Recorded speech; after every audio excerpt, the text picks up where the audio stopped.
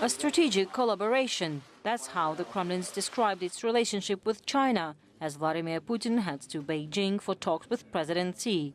The Russian leader says their strong ties contribute to the stability of world affairs.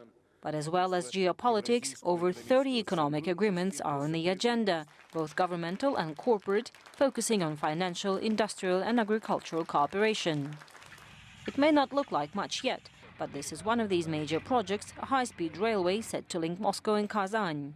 China Development Bank is expected to provide a credit loan of about 6 billion US, and it's expected that 80% of the road will be built by Chinese companies, so it's Chinese equipment, maybe even Chinese labor, but China will provide the financing for the deal.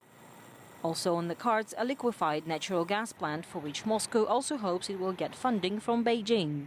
The Russian private LNG plant, which is built on Yamal Peninsula in the Arctic Sea, will get the first money from China Development Bank and Exim Bank as a long-term financing to complete the project. Another significant project could be a large grain terminal in the Russia's Trans-Baikal region to help increase supplies of wheat to China. While political relations are robust, experts know there is still room for improvement in the two countries' practical economic cooperation and direct business-to-business trading. Russian businessmen and officials have at times a desire to act fast and get results quickly. They want things done now to show results. Here's what we have led to business, they say.